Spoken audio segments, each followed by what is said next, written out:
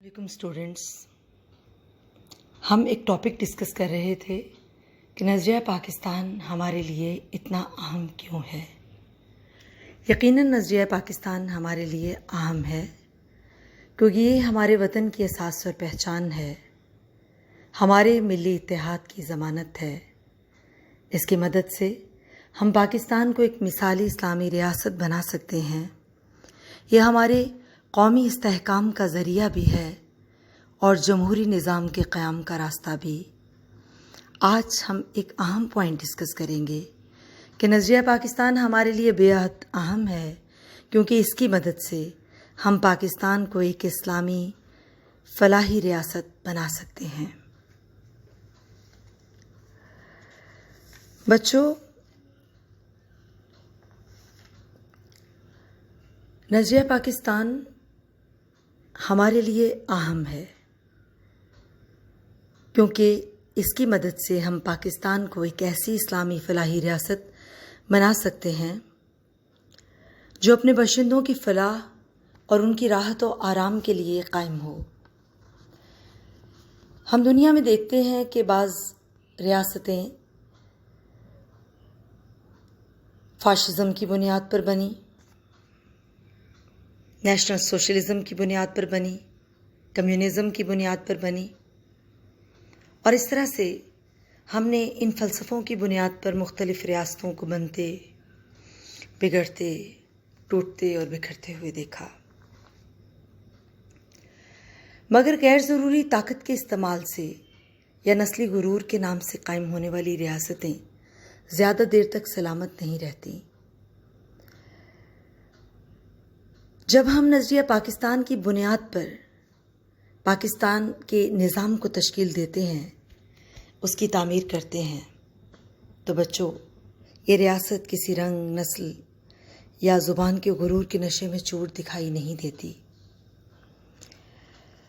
بلکہ اس ریاست کو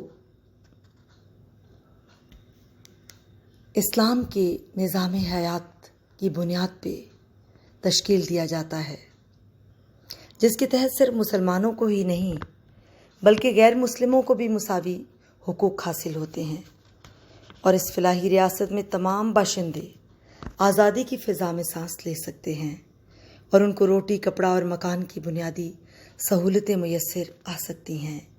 رواداری، انصاف اور اصول مساوات کے ذریعے پاکستان میں انسانوں کے مابین امتیازات مٹ سکتے ہیں۔ تو اس طرح سے اسٹوڈنٹس، قائد اعظم محمد علی جناح ایک ایسی ہی فلاحی ریاست کا قیام چاہتے تھے۔ آپ پاکستان کو ایک تھیوکریٹک اسٹیٹ نہیں بنانا چاہتے تھے، چنانچہ آپ نے فرمایا کہ ہمیں کوئی غلط فہمی نہیں ہونی چاہیے کہ پاکستان تھیوکریٹک ریاست ہے۔ اسلام تمام عقائد کو برداشت کرنے کی قوت رکھتا ہے، لہٰذا ہم ان سب اقوام کا خیر مقدم کرتے ہیں جو پاکستان کی تعمیر و ترقی میں ہمارے ساتھ شریک ہونا چاہتی ہیں۔ اسٹوڈنٹس، فلاحی ریاست سے مراد ایک ایسی ریاست ہوتی ہے جو اپنی برتری کو طاقت کے ذریعے قائم کرنے کے بجائے عوام کی خدمت گار ہو، اور جس میں افراد کو ہر شعبہ زندگی میں زیادہ سے زیادہ ریلیف دیا جائے، ان کا معیار زندگی بلند ہو، ان کی خوراک، تعلیم اور صحت کا ریاست خیال رکھے، ان کی ضروریات کا خیال رکھا جائے۔ نظریہ پاکستان چونکہ اسلامی نظام حیات کے نفاذ کا دوسرا نام ہے، اس لیے جب اسلامی نظام حیات نافذ ہوتا ہے تو اسلامی ریاست انسانیت کی فلاح کے لیے کام کرتی ہے، اور اسلامی ریاست میں بقول سیدنا حضرت عمر، فرات کے کنارے بکری کا بچہ بھی اگر بھوکا سوئے تو وقت کے خلیفہ کو اس کا جواب دینا ہوگا۔